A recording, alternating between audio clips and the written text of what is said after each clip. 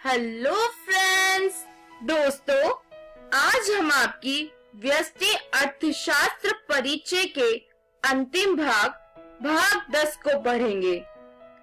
दोस्तों, इस वीडियो में हम पढ़ेंगे कि अवसर लागत क्या होती है, सीमांत अवसर लागत क्या होती है और रूपांतरण की सीमांत दर किसे कहा जाता है। चलिए दोस्तों, जानते हैं कि अवसर लागत क्या होती है। दोस्तों, इसको जानने के लिए हमें पहले यह जानना जरूरी है कि लागत क्या होती है। दोस्तों, लागत शब्द आपने अपनी डेली लाइफ में जरूर सुना होगा। क्या आप मुझे बता सकते हैं कि लागत क्या होती है?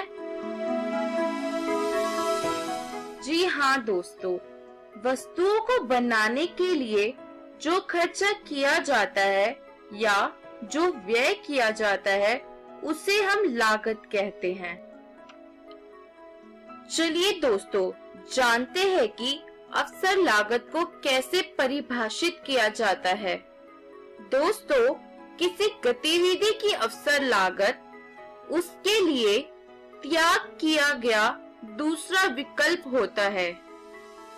दोस्तों, इसे दूसरे शब्दों में कहा जा सकता है कि एक सर्वश्रेष्ठ विकल्प को त्यागने की लागत अवसर लागत कहलाती है। चलिए दोस्तों, इसे एक उदाहरण के द्वारा समझने की कोशिश करते हैं। एक किसान है और इस किसान के पास एक खेत है। दोस्तों, यह किसान इस खेत में बीज बोना चाहता है और इसके सामने चयन की समस्या आती है कि यह कौन सी फसल की खेती करे।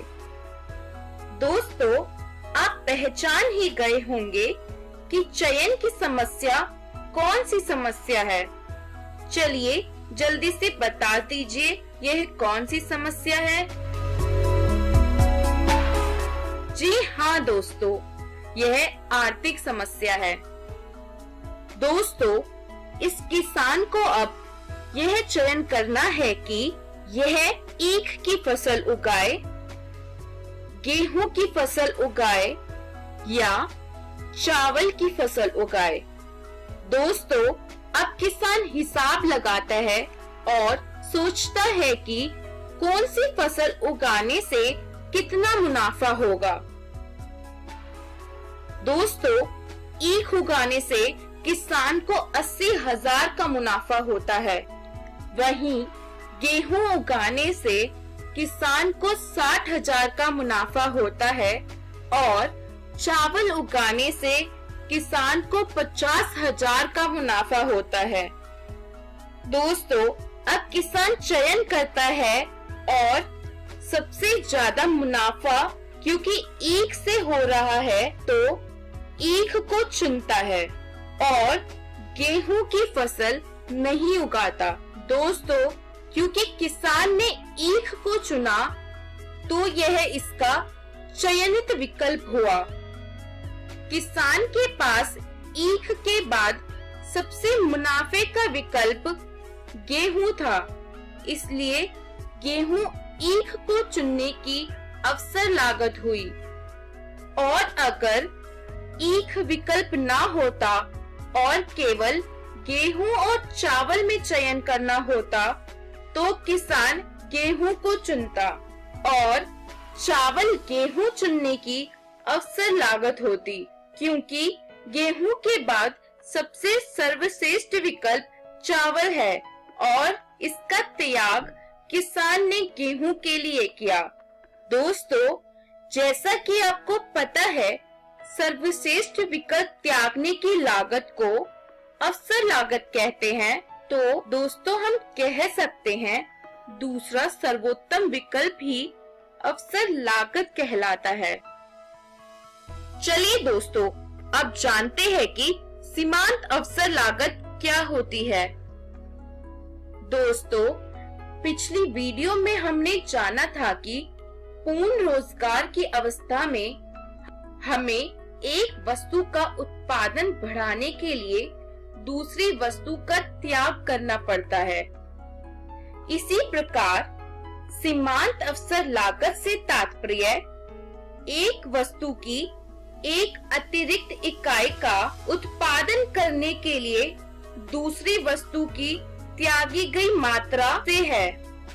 उदाहरण के लिए मान लीजिए कि एक ट्रैक्टर की एक अतिरिक्त इकाई का उत्पादन करने के लिए 1 क्विंटल गेहूं का त्याग करना पड़ता है, तो यहाँ एक ट्रैक्टर की सीमांत अवसर लागत 1 क्विंटल गेहूं है। दोस्तों, आपको याद होगा कि हमने उत्पादन संभावना वक्र की वीडियो में एक अनुसूची बनाई थी। उस अनुसूची में हमने गेहूं और ट्रैक्टर के उत्पादन को दिखाया था। दोस्तों, चलिए इस अनुसूची के द्वारा सीमांत अवसर लागत को समझने की कोशिश करते हैं। दोस्तों, अगर इस अनुसूची को देखा जाए तो जैसे जैसे गेहूं का उत्पादन बढ़ाया जाता है, वैसे वैसे ट्रैक्टरों के रूप में गेहूं की सीमांत अवसर लागत बढ़ती जाती है, जैसे अंतिम कॉलम में दिखाया गया है। दोस्तों, संयोग A से संयोग B में जाने पर 1 लाख टन गेहूं की सीमांत अवसर लागत 1000 ट्रैक्टर है। इसी प्रकार संयोग C में 1 लाख टन गेहूं का अतिरिक्त उत्पादन करने के लिए 2000 ट्रैक्टरों का उत्पादन छोड़ना पड़ता है, अर्थात 1 लाख टन गेहूं की सीमांत अवसर लागत अब 2000 ट्रैक्टर है। इसी रीति से संयोग D में 1 लाख टन गेहूं का अतिरिक्त उत्पादन करने की सीमांत अवसर लागत 3000 ट्रैक्टर है और संयोग E में 1 लाख टन अतिरिक्त गेहूं उत्पादन करने की सीमांत अवसर लागत 4000 ट्रैक्टर है और संयोग F में 1 लाख टन अतिरिक्त गेहूं उत्पादन करने की सीमांत अवसर लागत 5000 ट्रैक्टर है। दोस्तों, अगर मोटे तौर पे कहा जाए तो अतिरिक्त गेहूं उत्पादन करने के लिए ट्रैक्टरों के रूप में सीमांत अवसर लागत बढ़ रही है। दोस्तों, यही कारण है कि पीपी वक्र का आकार मूल बिंदु की तरफ नतोदर होता है। चलिए दोस्तों, अब जानते हैं रूपांतरण की सीमांत दर किसे कहते हैं। दोस्तों, रूपांतरण की सीमांत दर एक वस्तु की इकाइयों का वह अनुपात है जिसका त्याग दूसरी वस्तु की एक अतिरिक्त इकाई के उत्पादन के लिए किया जाता है। चलिए दोस्तों, इसे हम एक समीकरण द्वारा समझते हैं। दोस्तों, रूपांतरण की सीमांत दर या MRT वस्तु की त्यागी गई इकाइयां बटे में दूसरी वस्तु के उत्पादन की बढ़ाई गई इकाइयां है।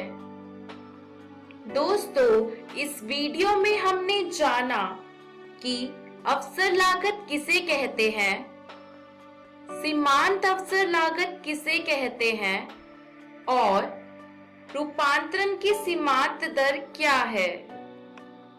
दोस्तों, यह आपके पाठ का अंतिम भाग था। अगली वीडियो में हम इस पाठ के अभ्यास प्रश्न करेंगे, यानी कि प्रैक्टिस क्वेश्चंस करेंगे। दोस्तों, इस पाठ को अच्छे से समझने के लिए आप अपनी एनसीईआरटी की पुस्तक व्यष्टि अर्थशास्त्र एक परिचय में से इस पाठ को अवश्य पढ़ें।